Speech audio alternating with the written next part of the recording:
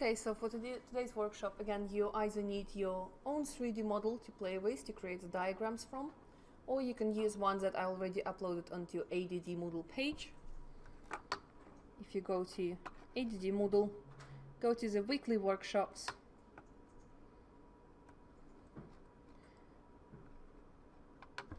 we are now in workshop number 8, and here you have to download the test 3D model. Please click here and you'll be able to download the Rhino model.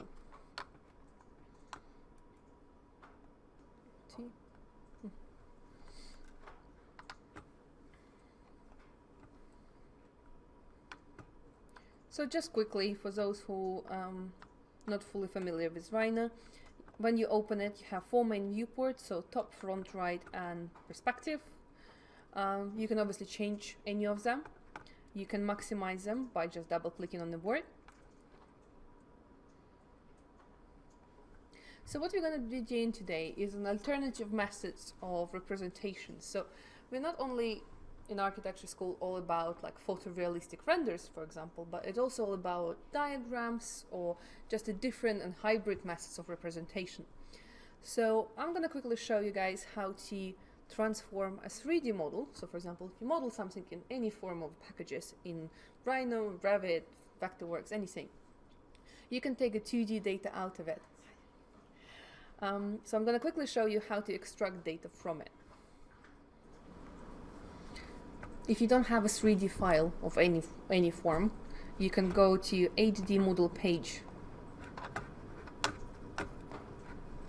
find ADD workshops, weekly ones, find the one for today, which is number 8, and there is a test file that you can download and open in Rhino. Can it be any model Yeah. from Rhino? Yeah, any model from Rhino. You're more than welcome to use your own.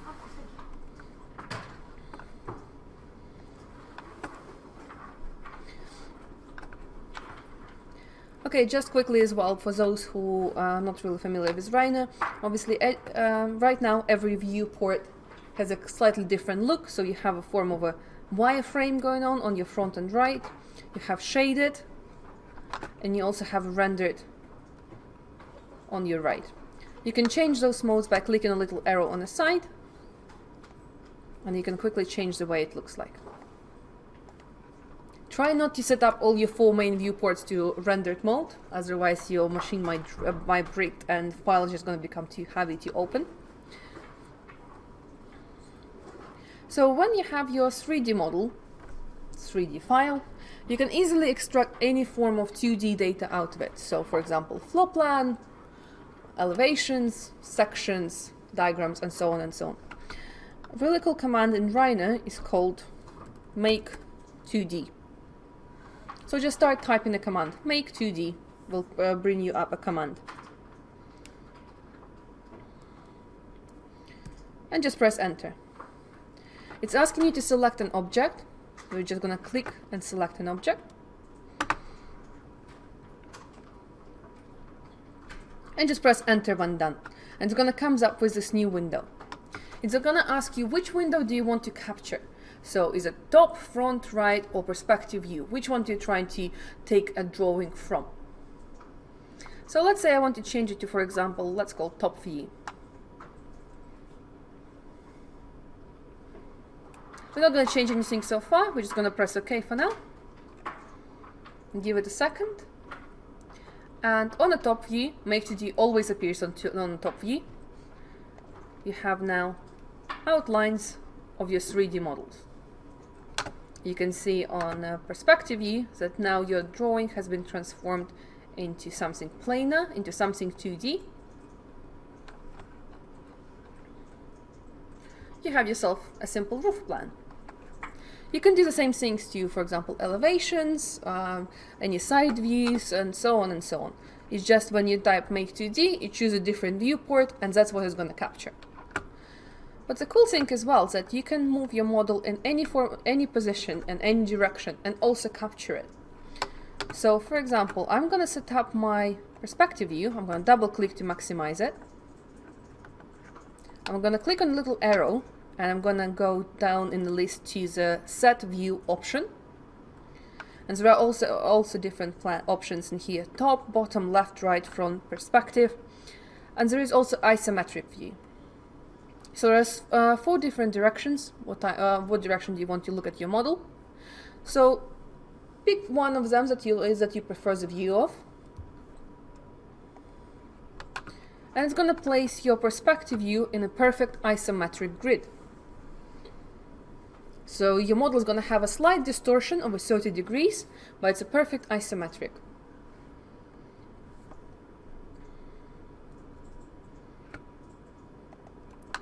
And now when you make 2D, so if I type make 2D again, press enter, I'm going to select my model. Just click and drag over this, your model, your selection. Press enter, and I'm just going to choose my parallel view because that's the one that I have set up to be isometric.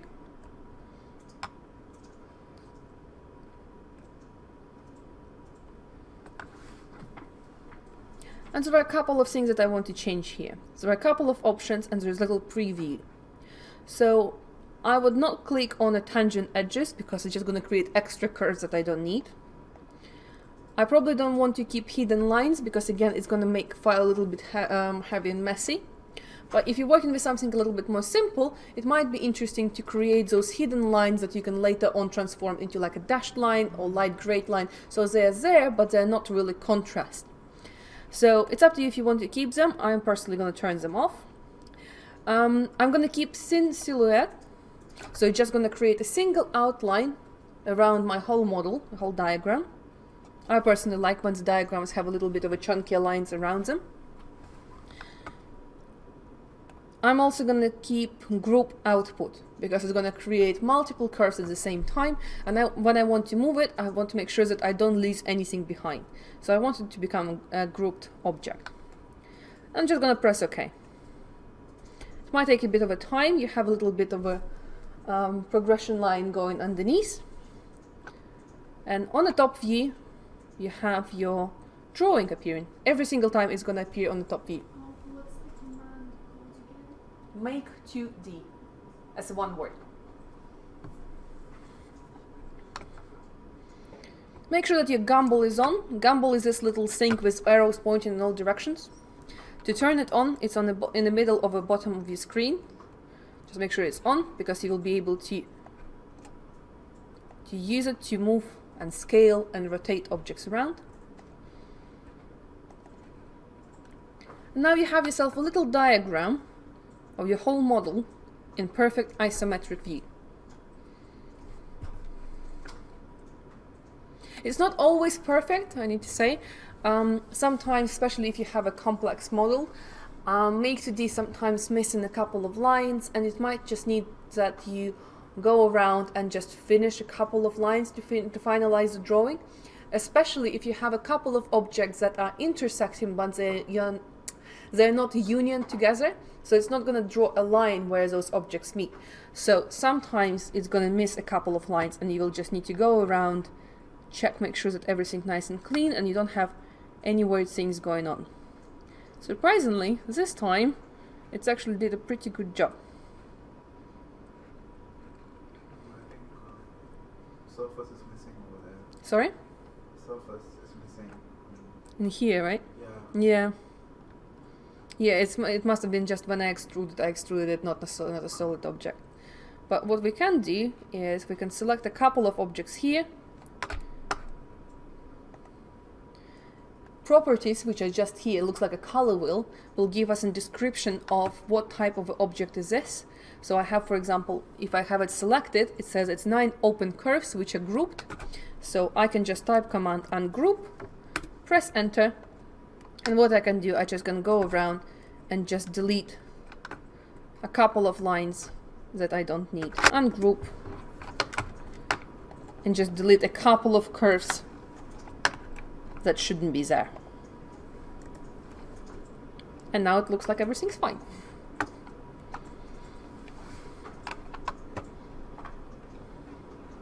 For example, in here, I probably don't want any curves in here, so I'm gonna go around and deleting a couple of elements.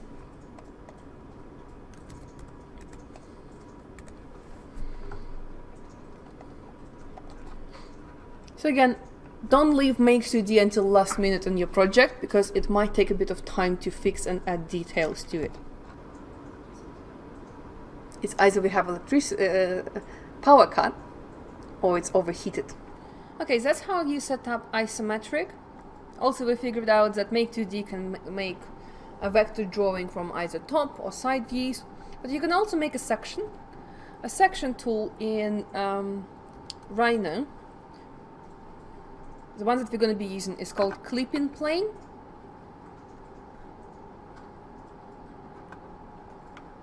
And we're going to draw it on the front view. You draw it as a simple rectangle, so you start from one corner and you go to the other corner. It looks like this. In your properties, it will also show which view do you want your clipping plane to appear. So for example, right now, if I only have a top view appearing, when I'm going to move my clipping plane, you can see that everything past clipping plane disappears on the top view, but nothing is changing on perspective or isometric view. So clipping plane. So clipping CLIPPING plane. Clipping plane as a single phrase. So you want to make sure that you show on which view do you want your clipping plane to appear. So let's take, for example, top view and parallel view. And now, when I move my clipping plane on the top view, you can see object disappearing on isometric view as well. Also, using a gumball, you can just click on the this little arch on top view and just turn it, for example, 180 degrees, and it's gonna start disappearing the other way around. Or you can turn 90 degrees. Let's go minus 90.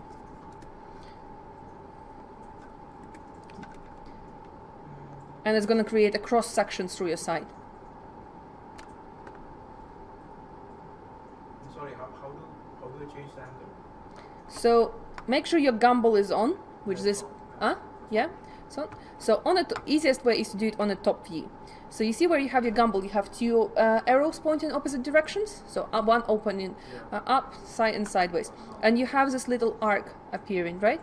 Click on it and just type the measurement. So for example, minus 90 degrees or 90 degrees or 180 or 45. Worked? Yeah, then just move to find the place where you're happy with your section.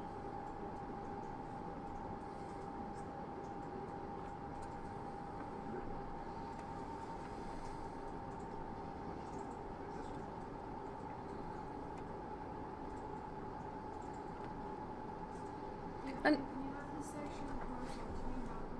so if you've done it horizontally, it's going to create you a series of floor plans, right? So if you've done it, let me quickly turn it this way.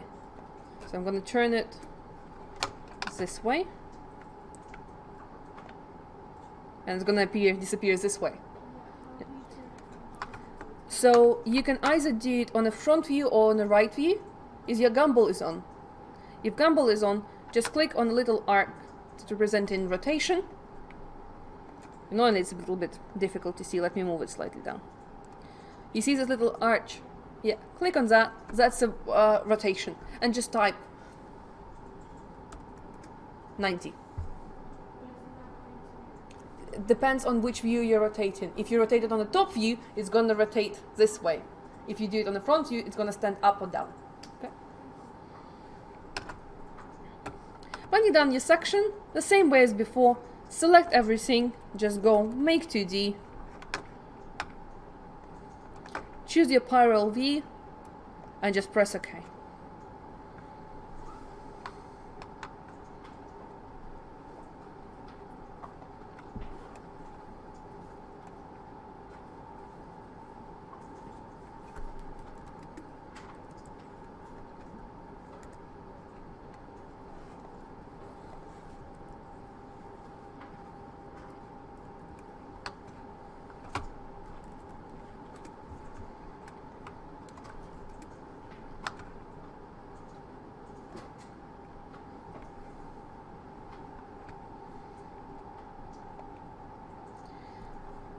if after you made make 2D and comes up on a top view and seems like nothing is there, like what I have currently on the screen, it just means that it's behind your clipping plane, so it's hiding everything that passed it.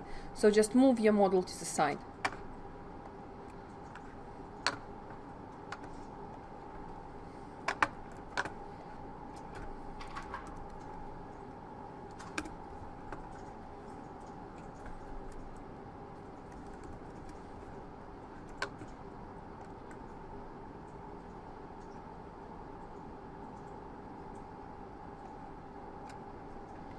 And you have yourself a little diagram of a section through the space.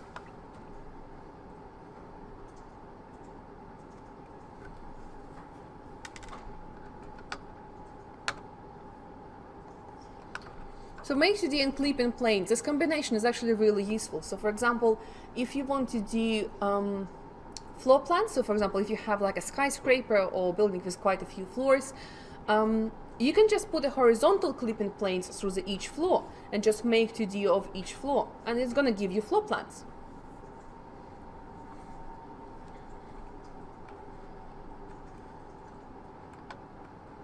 Okay, I'm going to delete the clipping plane for now, don't need it anymore.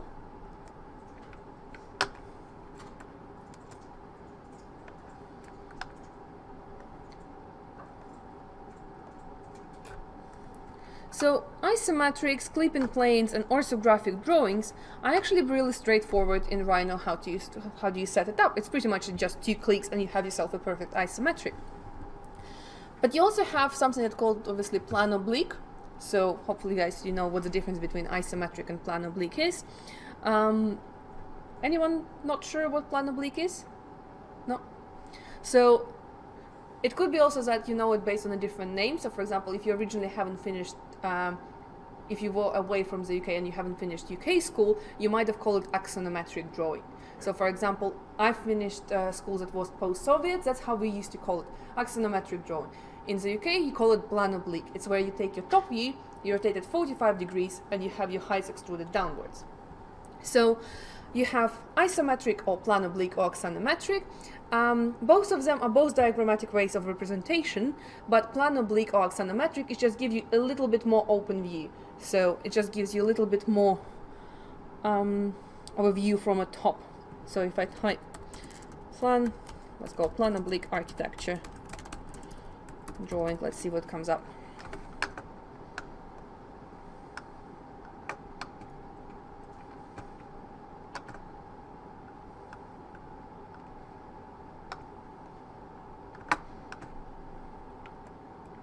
Yeah, so not the best examples, but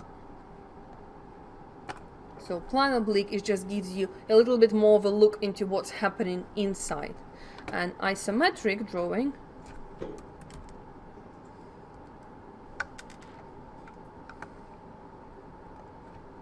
it's just a little bit more distorted, right? So you can't look too far into the space itself. So isometrics, again, quite easy to set up in Rhino. Is just you go set view, isometric, and you set it up. Plan oblique is a little bit more trickier, and there is no an easy way around it, but there is still a method that you can use.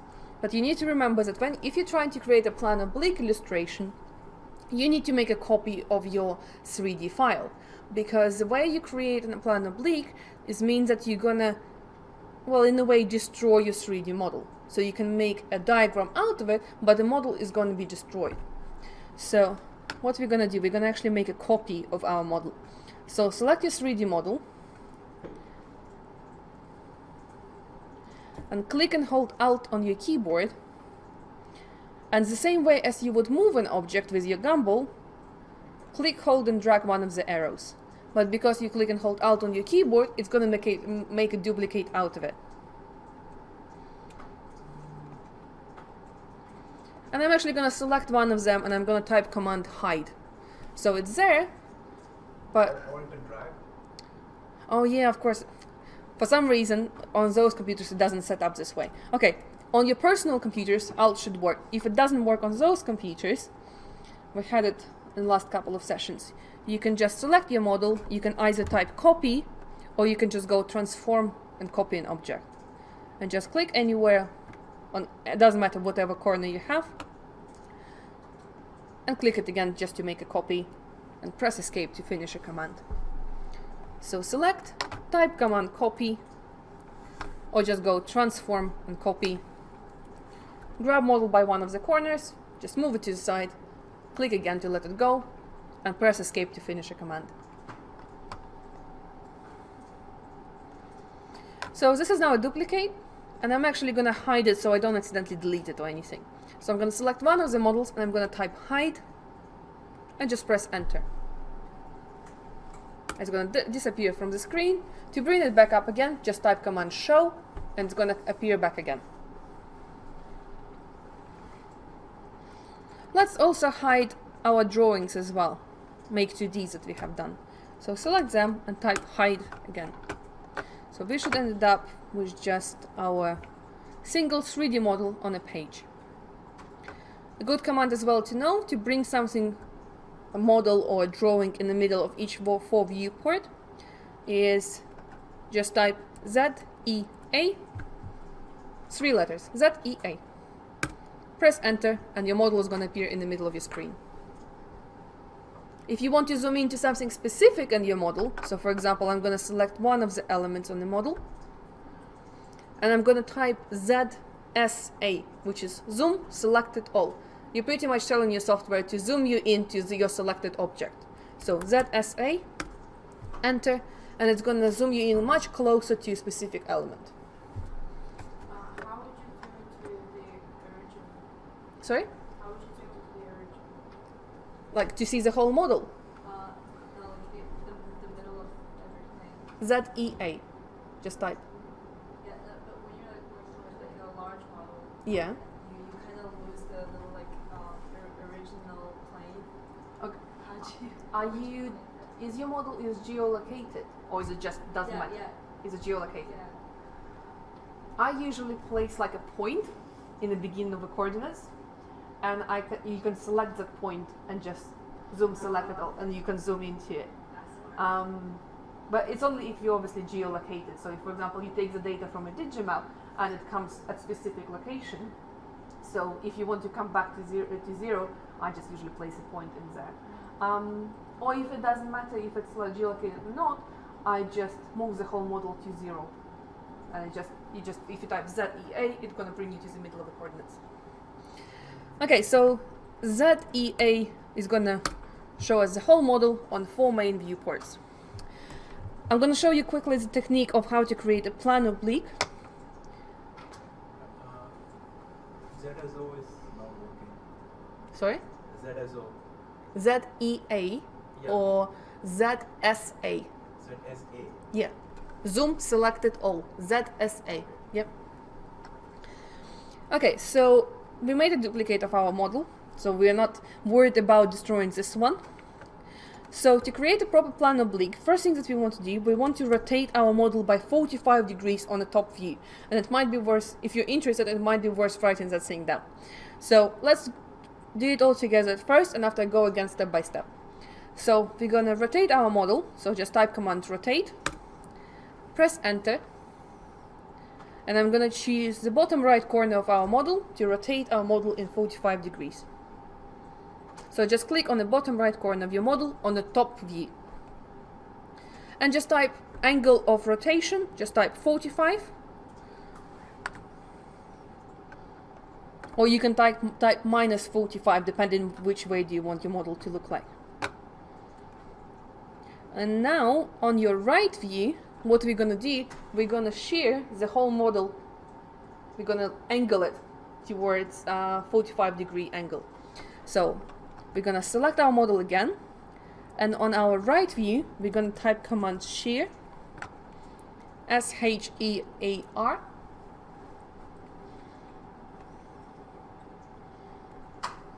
Make sure that your ortho is on, which allows you to draw lines perfectly at 90 degrees.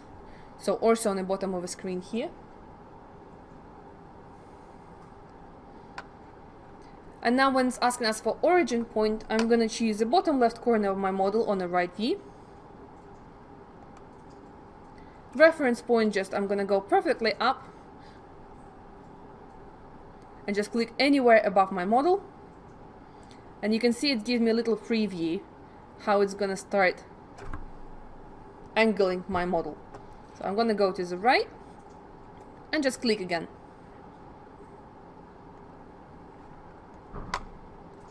And on your top view, so right now your perspective view, you can see what happened to your model.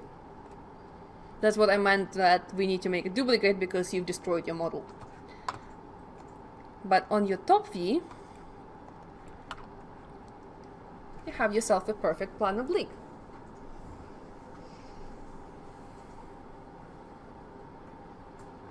Should I go over the same thing again? What's the angle? 45. So I have to do the rotation. You have to rotate your top view first, otherwise it's not gonna work. Okay, so I'm gonna go again step by step. I'm gonna quickly undo it. If you've already done a couple of steps, you might want to undo it with Ctrl Z to undo before we rotated the floor plan, the top view. Okay, so the first step, we select our model on the top view and we type rotate. We press enter and we're going to be rotating on the bottom right corner. So click on the top right, bottom right corner. And I'm going to specify an angle of 45. It could be minus 45 if you want to go a different direction. And now I want to work on my right view in here. So model is still selected. I'm going to type command shear, S-H-E-A-R.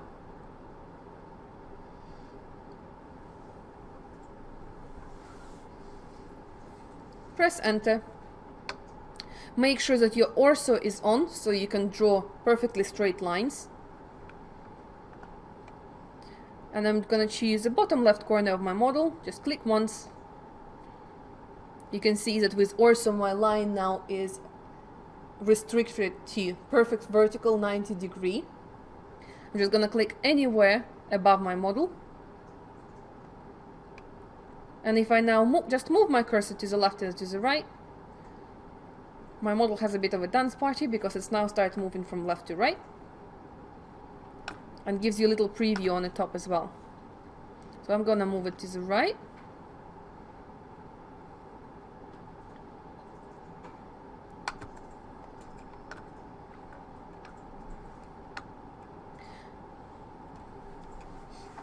Just to make sure that everything is correct, whereas asking you for shear angle, you can actually manually type 45, just to make sure that your plan oblique has a perfect rotation.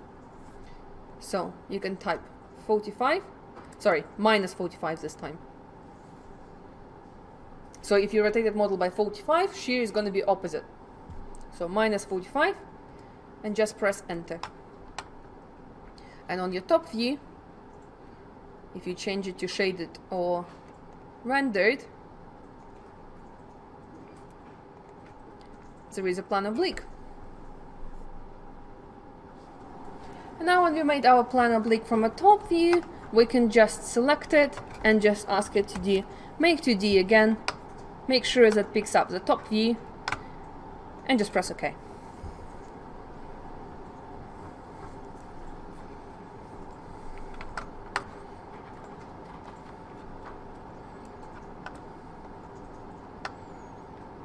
And we have a plan oblique drawing going on. I'm going to type show to bring every other drawing in.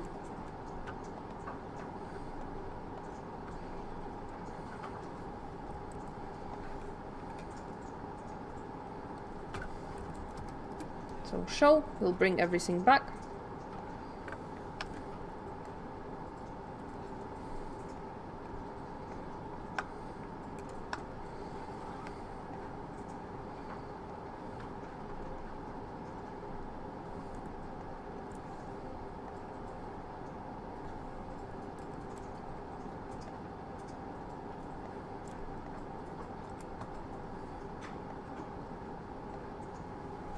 So choose one of the models, so it's one of the diagrams that you have made. So it could be isometric or could be plan oblique, whichever represents most amount of details, or whichever you prefer.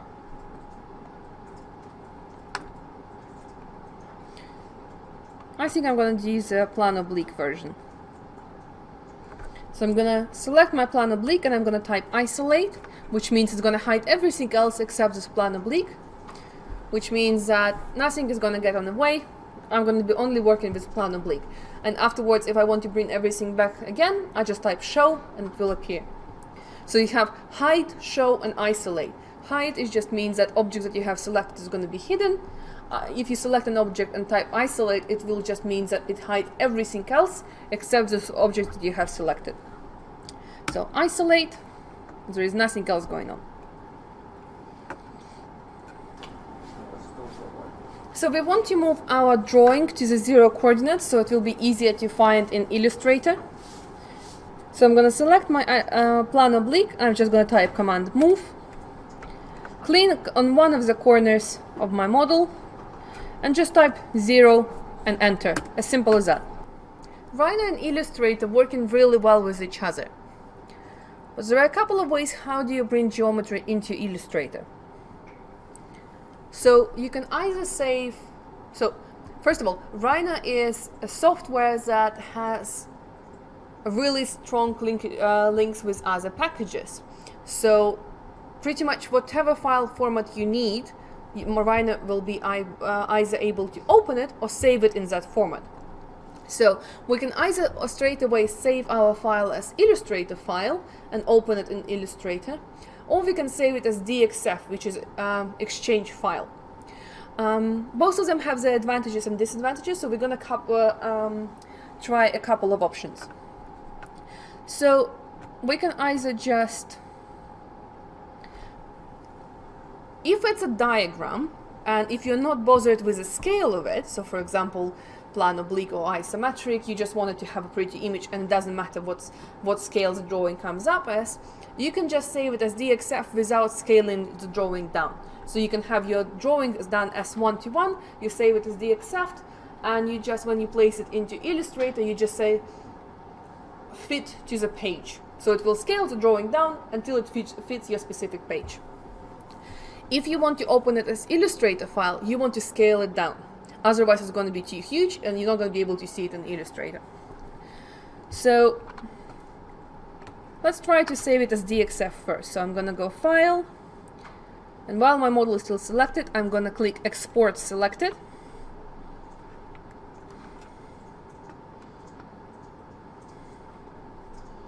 And I'm going to choose AutoCAD Drawing Exchange format, so DXF.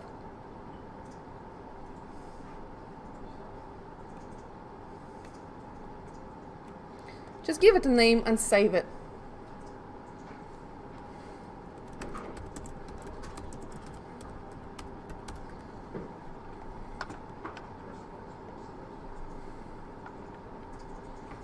As standard, it will ask you to save as 2007 polyline, which usually is a good format, so just press OK.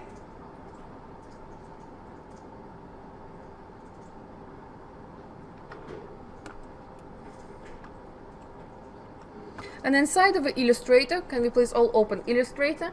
We're going to set up a new page, and it's going to, this page is going to represent the size of the portfolios that you're planning to use. So for example, A3, A4, A2, or whatever you're planning to use.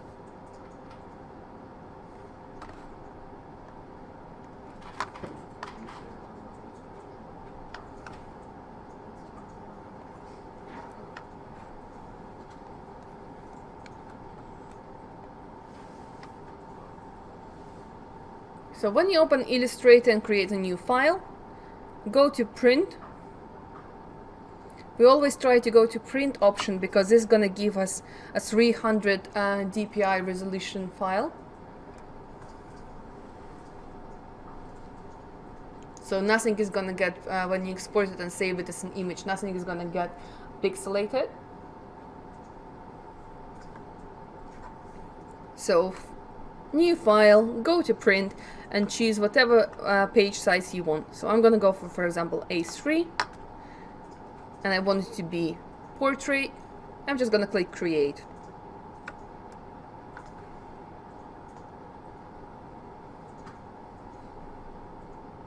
And what we want to go to File, and we want to place an object. So this is important now. So we choose our DXF file. Instead of just clicking place, we need to make sure that we click show import options, just in here. And we click place. It's going to come up with this new window. So this window again is important. So if you don't care what scale this is, you can just choose an option scale to fit artboard. But if you want to preserve a scale, so for example, if you have a map from Digimap and you scaled it down and it fits on an A3 or A2 page, you made it to a specific size, so for example 1 to 1000 or 1 to 1500 and so on and so on. You scale it down in Rhino and you saved it as DXF. You want to click original size, which means that it's going to preserve whatever scale you have set up in Rhino. Make sense? And this only works with DXF and DWG when you go File, Place, and you show import options. So it's important so you don't mess up scales of your maps. But if you're not bothered with the scale, you can just click Scale to fit artboard and just press OK. Just click anywhere on the page and it will bring your diagram in.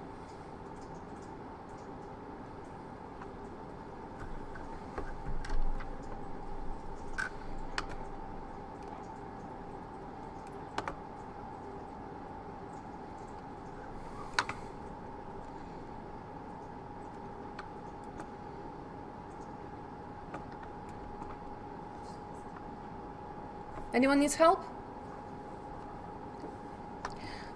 Okay, we're going to do the same thing, but this time we're going to save our file as Illustrator file, and we're going to see what the differences are.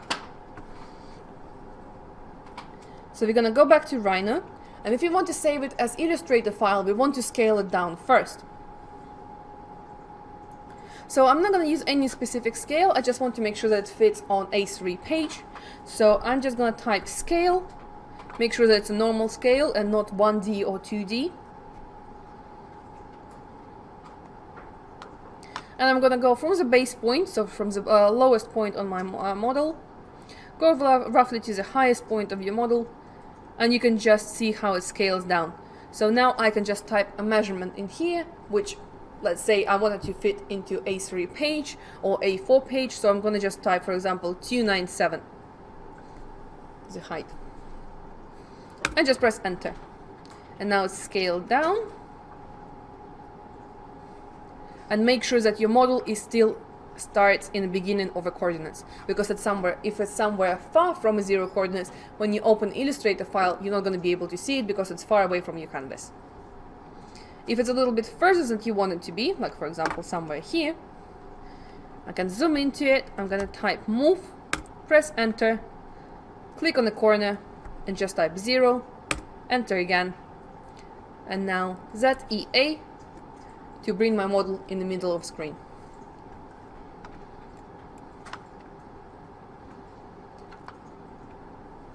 I need to let you know that even then, sometimes it doesn't fully work for no specific reason. You do it 20 times and it's not going to work. On 21st it will.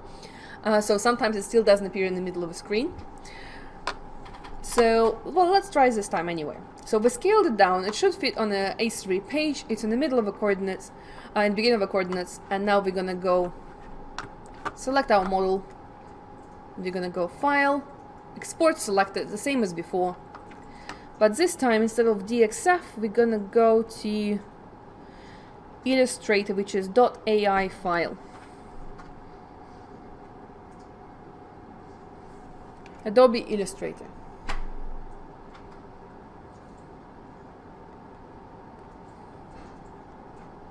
Give it a name. And just press save. Click save.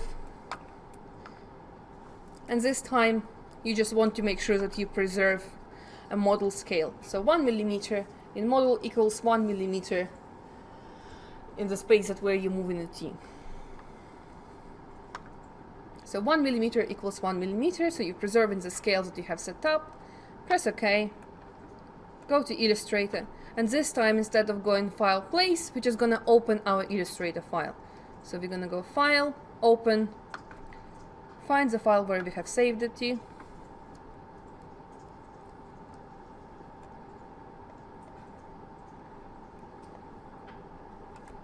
And now we have our object. So if you scaled everything correctly, and if you moved your object to the beginning of a coordinate, you should have something similar appear on your screen.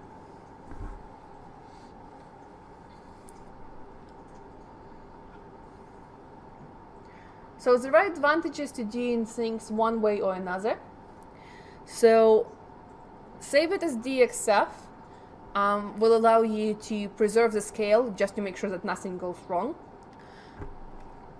Saving it as Illustrator file from Rhino will allow you to preserve the layers. So for example, if you set up all the layers in Rhino to specific thickness, or for example you have layers for all your windows, or maybe layer for specific for just an outline, it will preserve those layers in there. Another difference as well is that if you open it as DXF file, just place it into Illustrator, when you go to color palettes and color swatches, you're going to have a standard RGB colors appearing in here. But in Illustrator, if you just save it as Illustrator file, if you go to color swatches, it's going to be empty.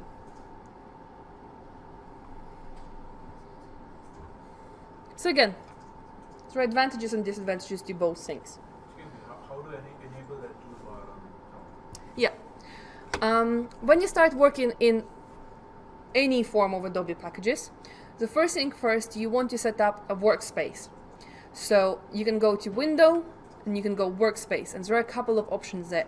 So my one's set up to, for example, Essential Classic, where yours one could be set up to be Essentials. Yeah. So if I change, for example, Workspace to Essential, it's going to change the way my screen looks like. So I personally, with Illustrator, prefer to work in Essential Classic. So I have my tools on the left, so similar to Photoshop. I have all the main parameters and all the changes that I can make on a top tab. And I have extra things on the right, which are extra parameters that I can change. There are layers, there are links, there are color swatches, and so on and so on. It's just a little bit closer to Photoshop. Oh.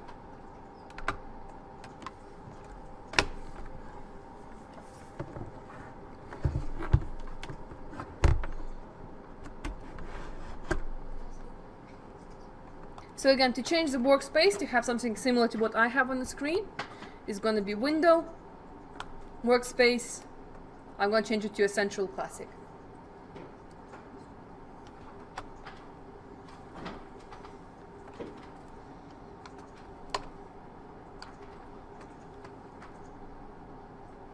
The first thing that we want to do is change the line weight and line color. So choose whichever you want to work with, either with DXF or Illustrator, doesn't really matter by this point. We're going to select everything.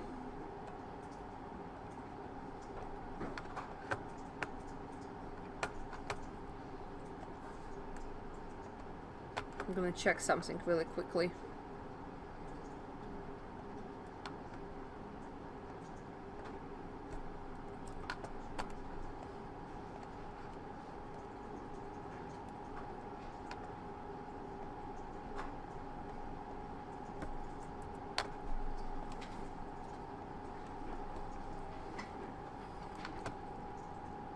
Yep, select everything. And where you have stroke, we want to change it. So obviously the smaller the numbers, the slimmer the line is going to be. So it's almost like your fine liners that you use for sketches.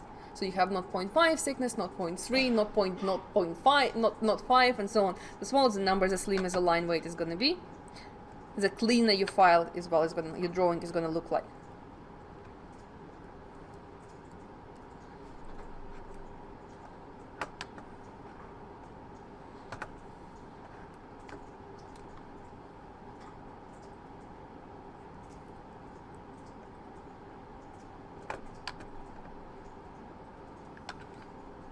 So stroke, just change it to something a little bit slimmer, cleaner and lighter.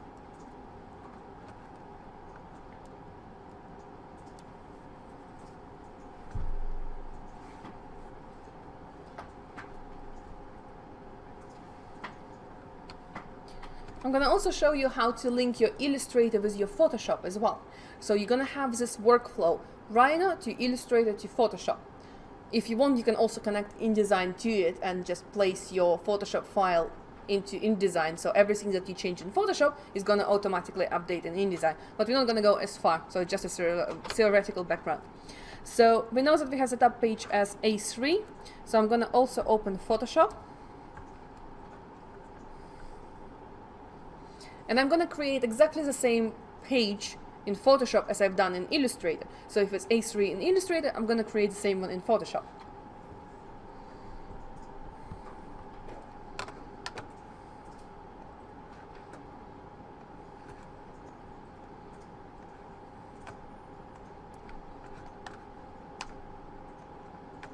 I'm gonna create new file, A3, make sure that it's also 300 dpi.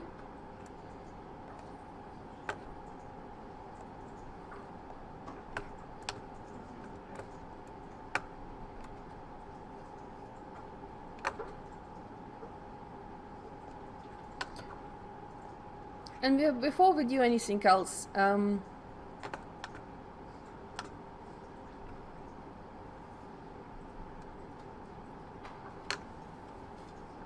what we want to do is save our Illustrator file. So we're gonna go File, Save As, and we're gonna save it as Illustrator file itself. So we can call it Plan Oblique or Isometric Diagram.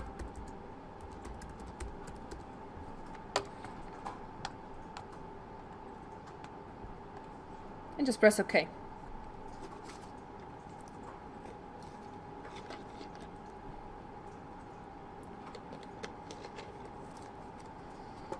And the next thing, you want to open this Illustrator file in Photoshop. But you don't just open it, you're gonna go File,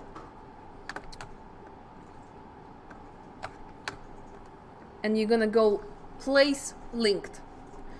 So you know how InDesign is linking your image to your InDesign file when you place an object in? The same thing kind of happens in here. You can place a linked Illustrator file into your Photoshop, which means that anything that you're going to update in Illustrator is going to automatically update in Photoshop. So for example, you have a diagram, you bring it into Photoshop, you start adding textures and color to it, maybe a bit of shadows, and so on and so on.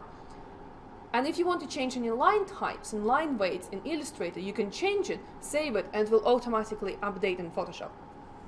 So we're gonna go Place Linked, and we're gonna open our Illustrator files that we have just saved.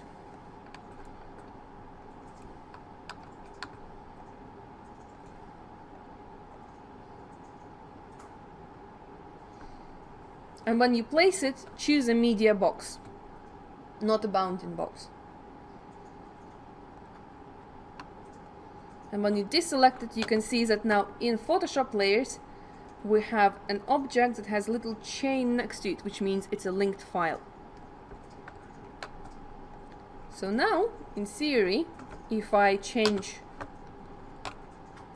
a stroke, like line type, and I go File, Save, give it a second, it will automatically update in Photoshop. You right? It's insane. Because like it's so useful now that you know this. It's sometimes useful as well to draw an outline around your page in Illustrator, so it definitely comes in exactly in the right place. Okay? So again, I'm gonna change stroke the way it was. Try to play with Illustrator, add a couple of elements, go File and Save, and see if it updates in Photoshop. It might take like a couple of seconds. Yep. So if you want to change all of them at the same time, obviously select your model, you have stroke, and you have two color options here. The first one is fill, and the other one is going to be your stroke. So outline and what's inside of the page, right? So for example, if I draw you a rectangle. So you have fill and stroke. If I change the first rectangle, it's gonna fill it up. If I'm gonna change a second rectangle, it's just gonna create really slim outline. Let me make it chunkier, 1 second. So if I change it to, for example, 6, see? So the first rectangle fills the space inside, the other one is just changing the color of the outline. Horrible color combination, but you get the idea. So for example, I can now select my drawing and I can change the color of it to, for example, dark red. And I can go File, Save in Illustrator, give it a couple of seconds, and it will automatically update in Photoshop. Yeah? Yeah, I use the AI file, so I don't have any swatches. So is there any way I can... Yeah, I'll show you.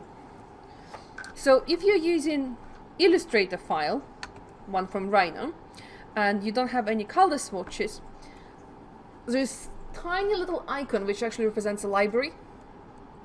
So if you click on that, there are a couple of different color swatches in here.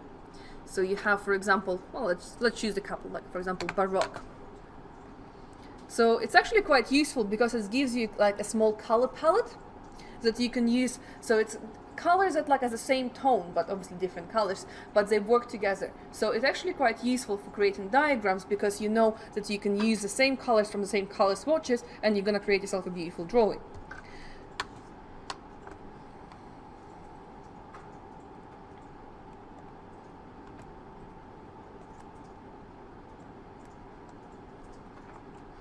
And what you can do, for example, if you like some of the colors, but you don't need the whole palette. So, for example, if I go again to library and I choose, for example, from art history, for example, let's go ancient. You can click on a little folder, and inside of the swatches in here, it will add this color palette to your color swatches, so you can have a compilation of them.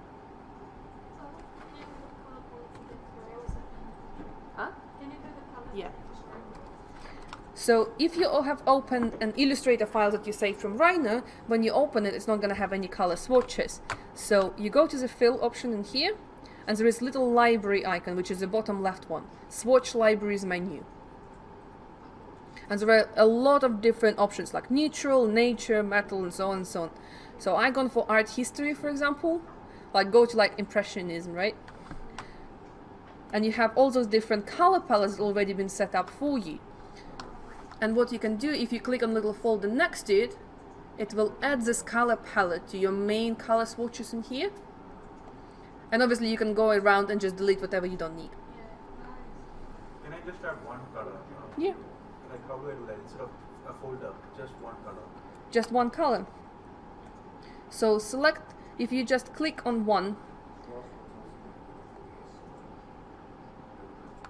I'm pretty sure you can just add a single one. Yeah, you can just click and drag. You can One. drag it to... Yeah, to your main swatches. Oh yeah. Yep.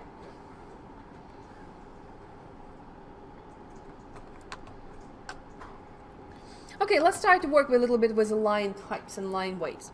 So for example, because it's a diagram, you might want to include some arrows or some directional lines, and you want to include some text and so on and so on. So let's go to a simple line tool. And we're going to draw a line that, going into one of the buildings, for example. Click and hold Shift to make it as a straight line. And as a single line, it's a little bit boring.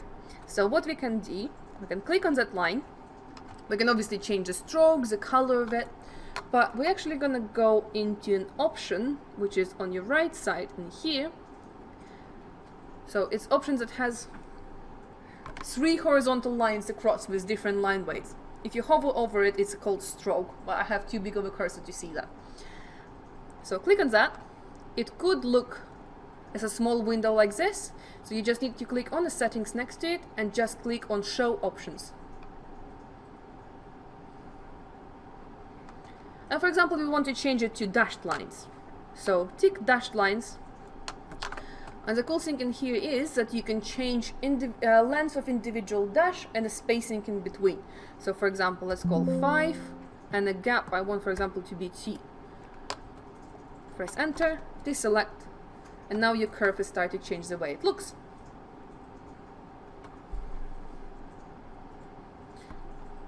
You can also change, you can see that in here on this line I have the first dash is a little bit shorter than the rest of them, so I can click on the on this line and I can just choose an option in here. So there are two different options, and you can see it just slightly changes the way the dashed lines are divided. Again, that's being really picky. So I'm going to select this line, and here is an option as well for arrowheads. Not all of them are nice, some of them a little bit cheesy and tacky, but some of them are actually quite useful. So if you scroll down, there could be like a little circle, or it doesn't have to be an arrow in the end, for example, of it. So I'm going to choose, for example, scroll, this one. I'm going to make a scale of that circle larger, so instead of 100 I'm going to make it 300. Press enter. And it started to look a little bit more interesting. I can also use, for example, a rectangle tool, and I'm gonna make a little cross, for example, on the end of my arrow.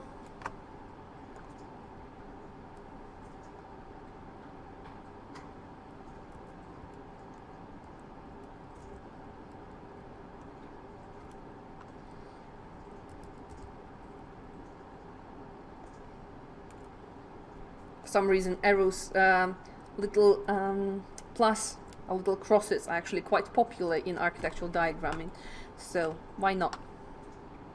I'm gonna go object, I'm gonna group it, I'm just gonna add it to the side and then start to draw attention to it. Or you might want to, you might want to do something different with it. So if you don't want it to be as a standard one, you can resize it. Click and hold shift so it's a straight line. I'm going to draw a little rectangle next to it.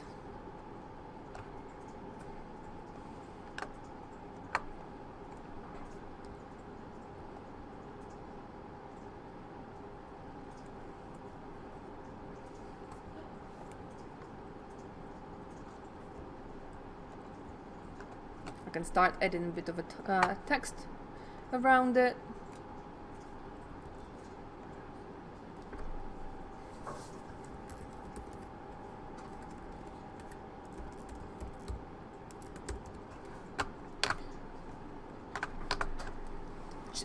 Change the size of a font and type of a font on the right. So for example, Helvetica is usually a good one for diagramming.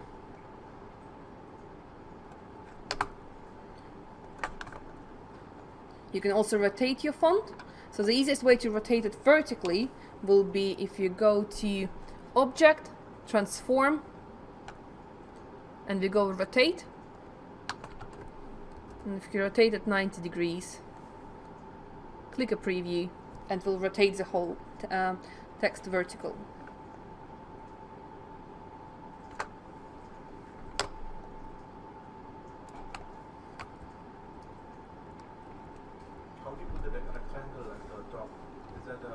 It's just a simple rectangle tool, just this one. Oh, it's not an arrow head. No, no, it's just a simple rectangle.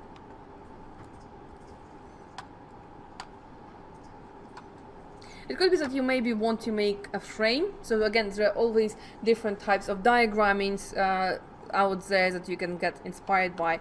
It could be that you create some form of framing around it.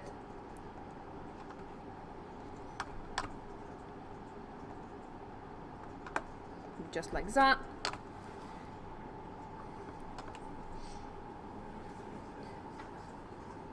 I'm going to quickly show you as well what we can do.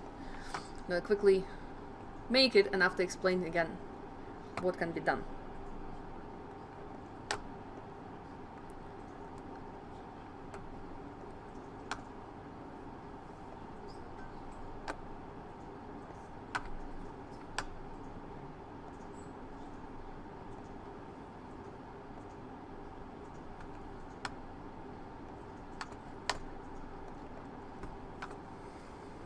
So you can start playing with the backgrounds, line weights and line types.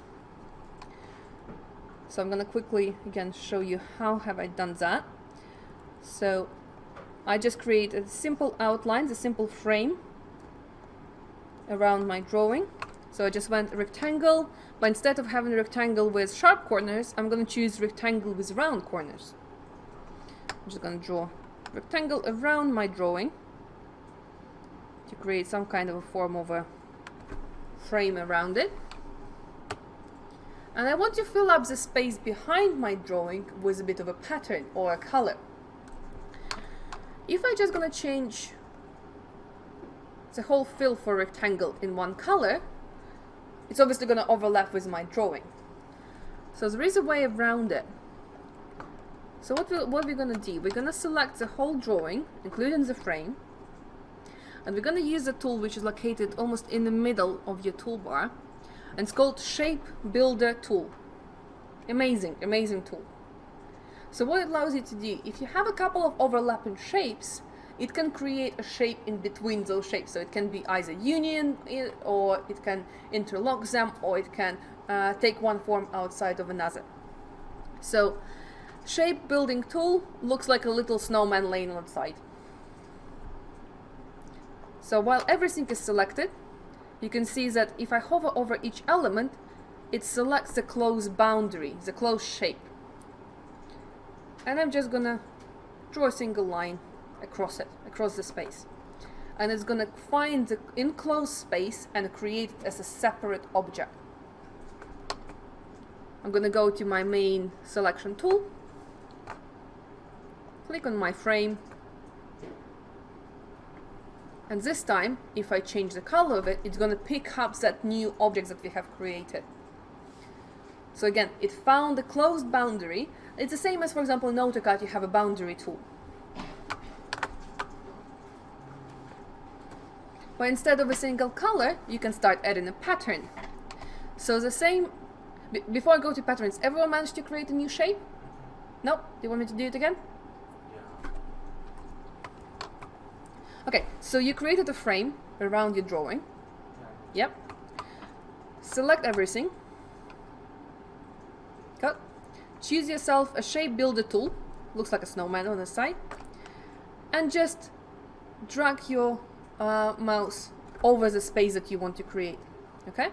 Looks like nothing has happened, but if you go to your main selection tool, click just once on outer frame, and now try to change the fill color. It should pick it up as a new shape.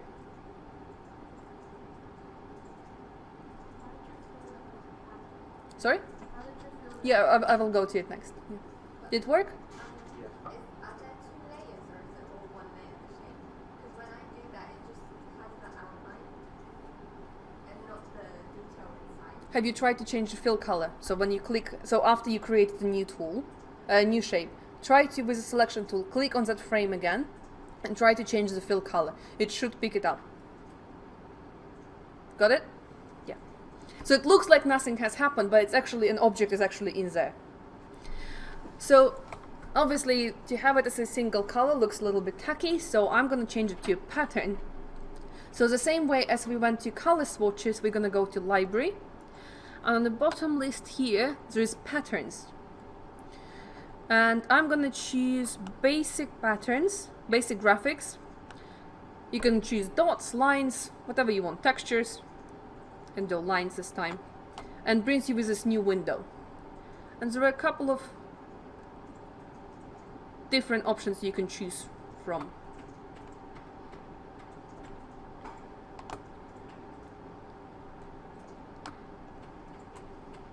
You can change the opacity of it. So if you select an object, you can change opacity. You can also change the rotation of it. So for example, if it's lines, I want to rotate it, for example, 45 degrees because my whole model is rotated 45. I can go type. I want to go, object, transform. I want to rotate. But instead of rotating an object, I want to rotate a pattern. So where it says options transform an object, you want to untick that. and you want to only transform the pattern, and you want to change it to, for example, 45 degrees. Click preview, and now your lines are actually going 45 degrees.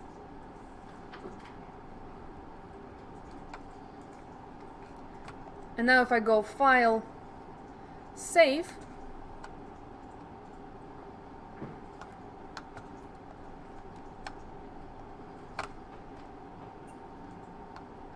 let's actually create a new file. Okay, let's do save it again as a new file. I'm gonna go to Photoshop and I'm gonna place linked this file again.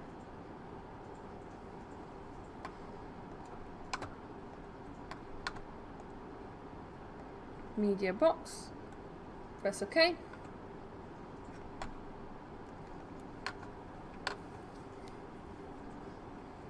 And you have yourself a little drawing going on.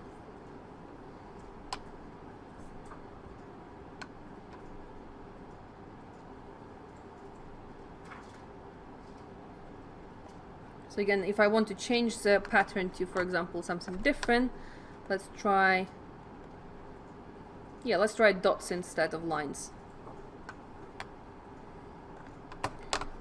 And then go File, Save, and go to Photoshop. It now updates. You might not want to have it all in black color. You might want to have it in a different tone. So you might want to have it as, for example, let's try something else. Light blue.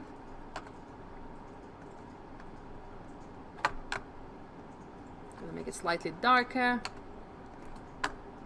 Make sure that everything is selected before you change the color.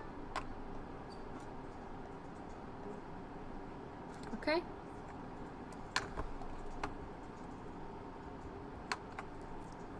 Make sure that the fill for your title and for all the rectangles that you have done manually is also the same as the color of your outline.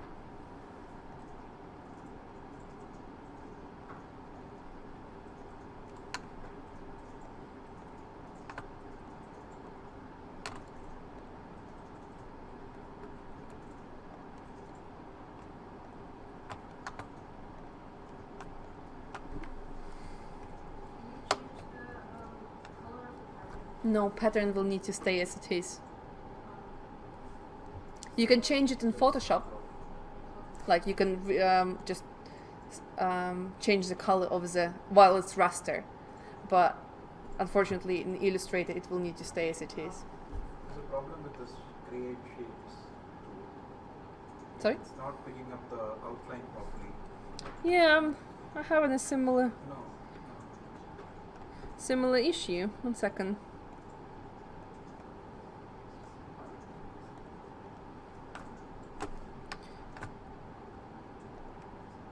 Yeah, what I have done, if you, for example, Like Rectan- my axonometric whole thing, I'll show you. this one, the No, overall, not that. The outline around the whole model. the whole model. What's happening with it? It's coming in a bit in certain places. Just one place actually.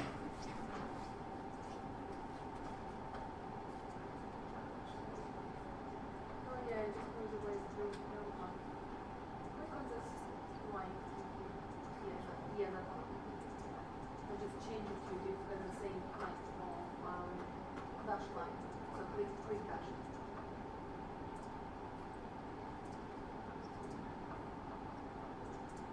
And those one just makes them as solid lines. So it's just the way we created an outline.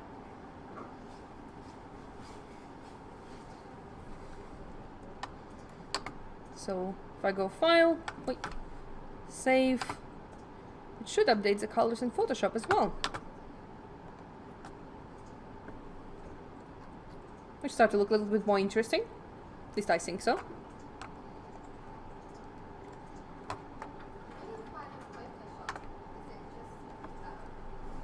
if I change it, it's compulsory. Sorry, what you were saying? When you open your Photoshop, how do you change just the drawing color, stroke color? In Photoshop. Yeah. Or did you change it in I changed it in Illustrator, I saved it, and it automatically updated. So in Photoshop, you have this as a linked file, so you kind of want to keep it as a reference and you don't want to change it too much. So for example, if you want to start adding textures, you want to add it as a separate layer and you want to keep that one as a reference. Okay? So you don't want to break that linkage. If you break it, everything that you update in Illustrator is obviously not going to update in Photoshop. So whatever change you make in Illustrator, so for example, I want to change the stroke of the outline of this frame. I'm going to click File and Save. And it's automatically changed in Photoshop. Okay?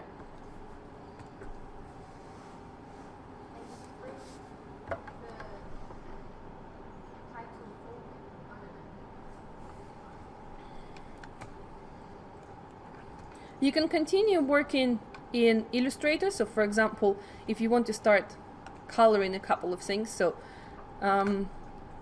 let's say that I'm going to select everything. I'm going to choose the shape builder tool again. I'm going to choose flooring, the space where all my building sits on. I'm going to create a new shape.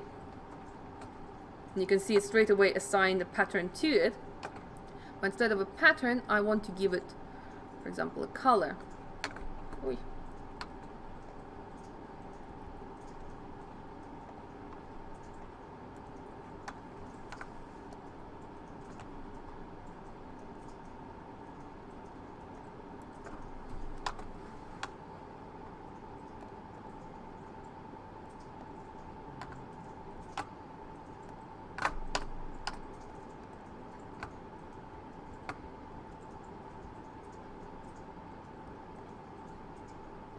Again, you can change the opacity of it if you want.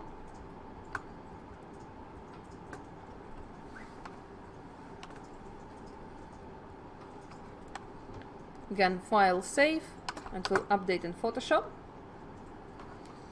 And after that, you can do pretty much whatever you want. You can start bringing, for example, CAD blocks. So, for example, you find a CAD block of people in isometric view, you can just start placing them in Photoshop, or trees, or clouds, or anything you want, and you can just overlay. So you constantly have control of your image in vector as a vector drawing, but also as a raster one in Photoshop. So you can overlay it the way you want. Still having trouble with the shapes.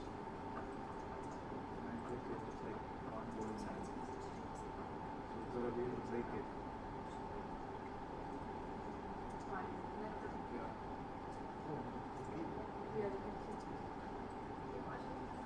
Yeah, that's the one that, like, It's still oh yeah. One second, let me check the manual.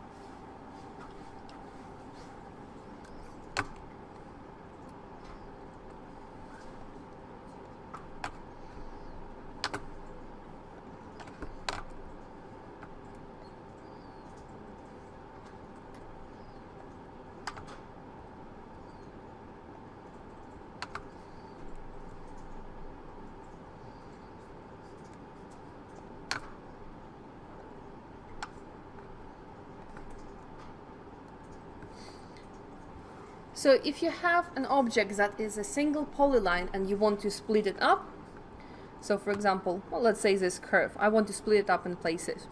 So there is a tool where you have your little eraser tool. If you click and hold, there is scissors tool, and you can just place points anywhere on your curve, go to selection tool, and now you will be able to select and either delete or change the settings for this specific curve.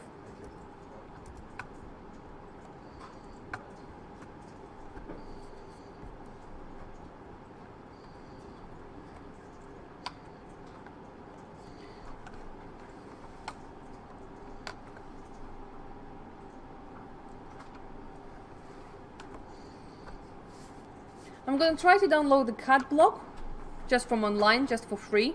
Could be any CAD block, could be people, could be trees. Try to download it either as DWG or DXF, or if you download it as a raster drawing, you can bring it into Photoshop. I downloaded my as DWG, so it's a vector file. I'm going to try to bring it into Illustrator.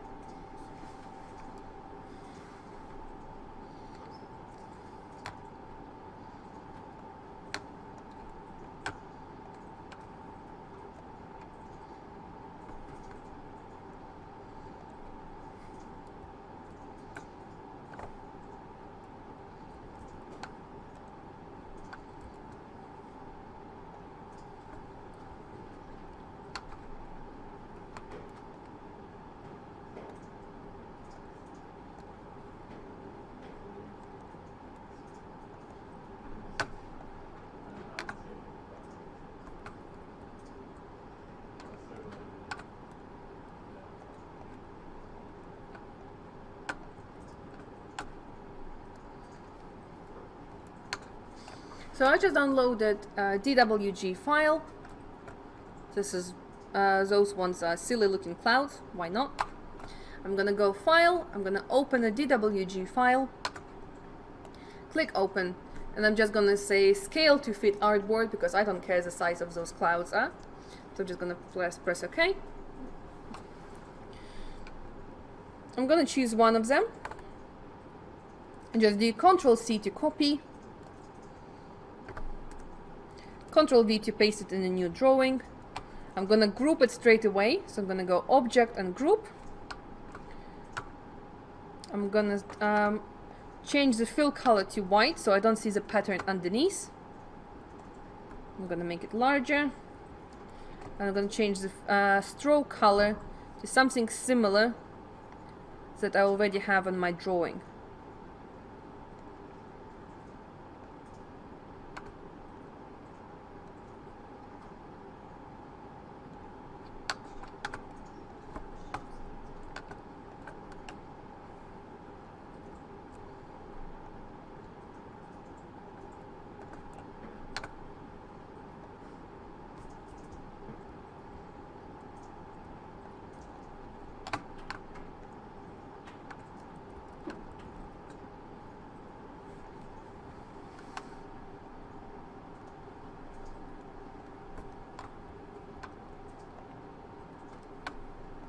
I'm gonna include a couple more.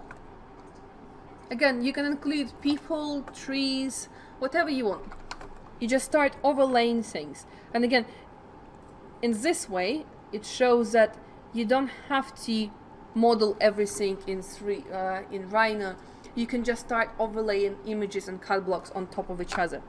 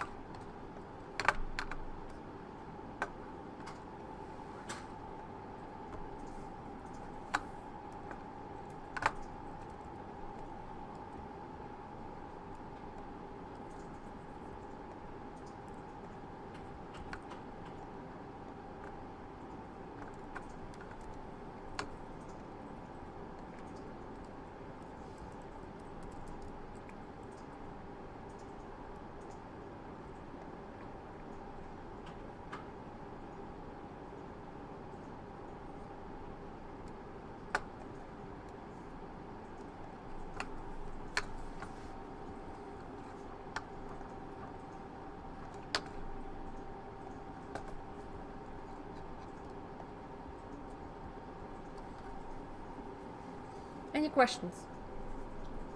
Sorry. It's fine. I never used this before, so I'm still not able to plug it in. So when so it's start now, right? Yeah, choose the selection. Yeah. Okay,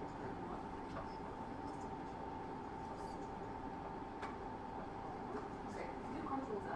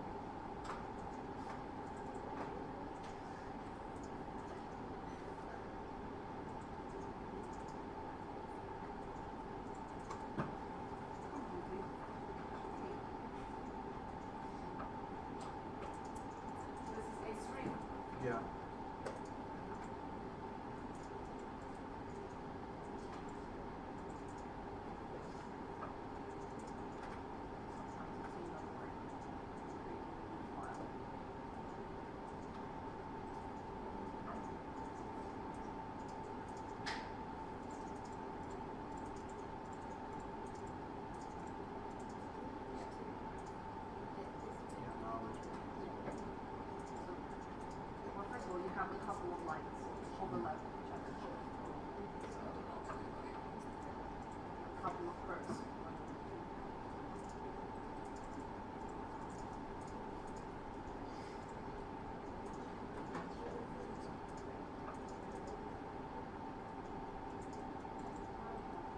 Yeah.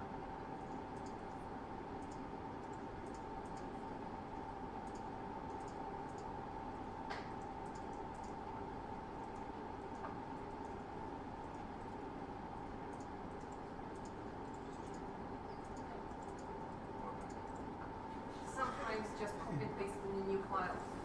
Magically helps. Okay guys, any more questions?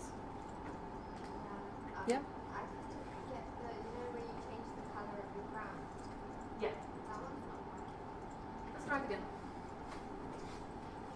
So instead of changing the color of the ground, I'm going to choose, like, let's call one of the roofs, right? So I'm going to select objects that are overlapping each other. Oh, this is Photoshop, this is not Illustrator. So it needs to create a closed boundary. So we're going to choose Shape Builder tool. I'm just going to drag a cursor around, choose a selection tool, choose the shape, and we're going to try to change it to change the fill color of it.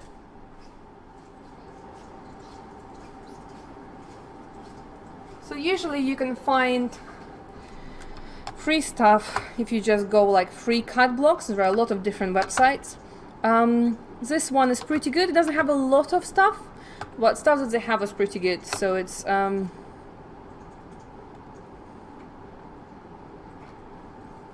yeah, so first in architecture.co.uk. They have cut blocks. You need an account with it. Yeah, but it's only like a simple registration and that's it. But they have like quite a few different cut blocks, which is really cool.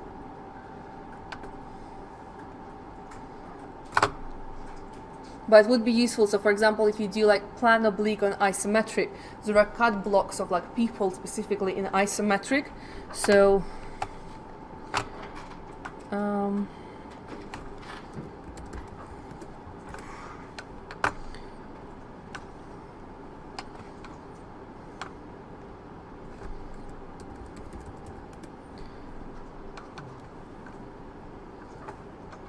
yeah, so there are a couple of cut blocks that already turn in isometric view, so you can download them or buy them if you have a good pack and include them in Photoshop, or if it's vectorized in Illustrator, so it's already going to be located in, if it's isometric, you could just place it in and it's going to be the right rotation of it.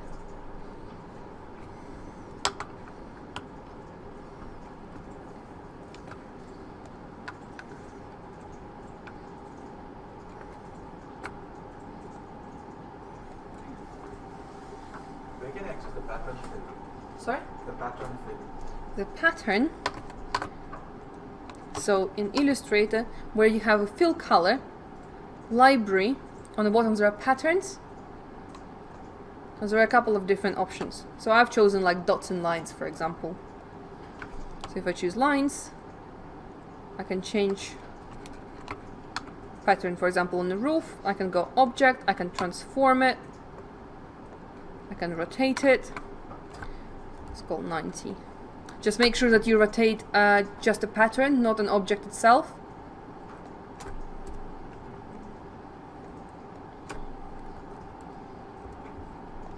Oh yeah. And how do I change the color? You can't change the. I'm pretty sure you can't change the color of a pattern. You can change it in Photoshop. I'm pretty sure. Like, you can't.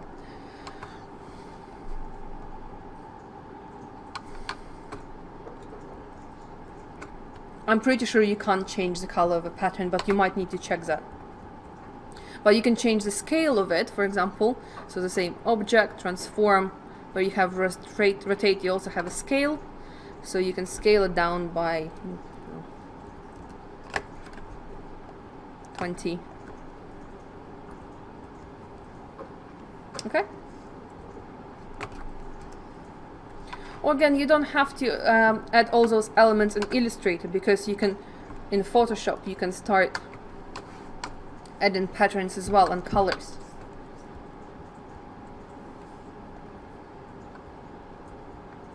So for example, if I download, let's call grass texture seamless,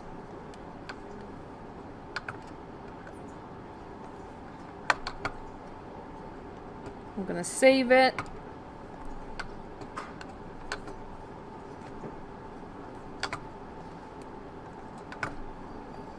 I'm gonna bring it into Photoshop.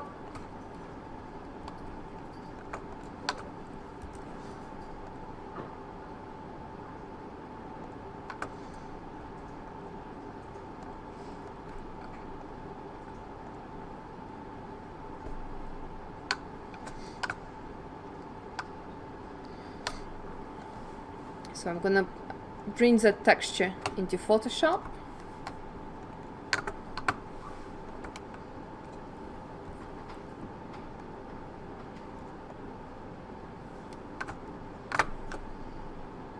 I'll change the opacity of it so I can see what I'm actually doing. I'm gonna use Magic Wand tool to select one of the areas of one of the roofs. Sorry. Make sure that you're on the right layer, not like me. So I'm going to be on the layers that I brought from Illustrator. I'm going to select with Magic Wand just an area of one of the roofs. And by clicking the mask tool,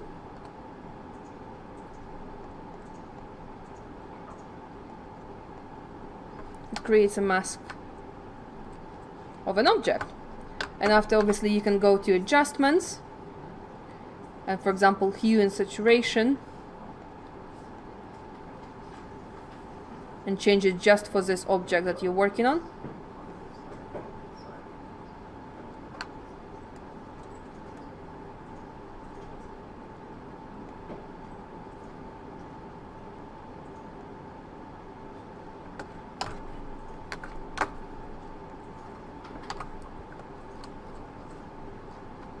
And you can start adding textures to it. So for example, it must have been not the best example in fairness. Well, let's choose, for example, concrete. Concrete texture seamless.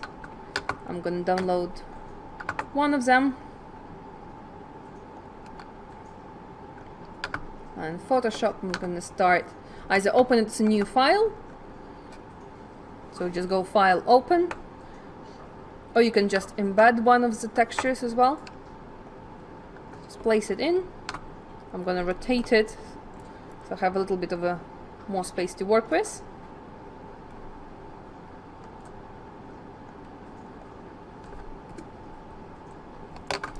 I'm going to change the opacity of it so I can see what I'm doing. I'm going to go back to my Illustrator file in here, in one of the layers. I'm just going to choose my Magic Wand tool. And I'm just going to select a wall that I want to be concrete. And on my concrete layer, I just click Mask. And you start to have your texture appearing. And again, you can click, for example, brightness and contrast. Make sure that it's affecting only a layer underneath by just clicking this button here. Because otherwise, if you don't click that, it will affect the whole drawing. But if you click on a button in here, it will start only affect the layer underneath. So I can change the brightness and the contrast of just that single element. But again, if you want, you can change the overall feel of a drawing as well. So for example, I can go to levels and I can start playing with the levels of the whole drawing.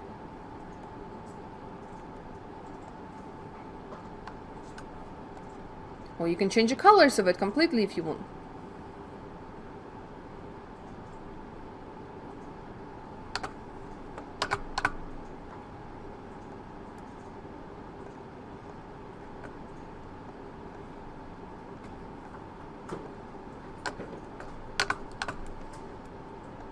So adjustment layers allows you to come back to your settings and change them if you need to. So it's not a permanent change if you say so. Is there a way to tile those textures, those seamless textures? Say it again. Tile those textures. So that if I want to say apply the green to all the rows, Mm-hmm. so maybe I can just paste those textures side by side Yeah, and then mask the yeah, exactly. So you can just copy and paste the same copy and texture. paste, but like If you choose a seamless texture, yeah, it will not have the line. the line in between. Yeah. Yeah. So it's all about finding the good quality texture. There are websites, so for example, a lot of for grass specifically, that gives you a large textures with grass, or for example, brick wall. You can find them online. That will give you a perfect seamless texture, so you're not going to have any repeating patterns like a wallpaper, let's call it like Yeah. that. Or it's just a question of finding a good seamless texture. So when you go on Google looking for textures, you're specifically looking for seamless texture. Yeah. Okay. No, but when I it won't match Like, yeah, exactly. I see what you're saying. Yeah. I know that in Illustrator you can see this pattern and it's going to make an alignment of them. Yeah. In Photoshop, I'm pretty sure you need to manually, yeah. So yeah, you can make all the changes in Photoshop you want. So they still stay, all the settings, all the changes are made on your layers. But if you want to change something in Illustrator, so for example, let's move this cloud here and here, for example, and change the line weight, the stroke of those lines, because they're a little bit too slim.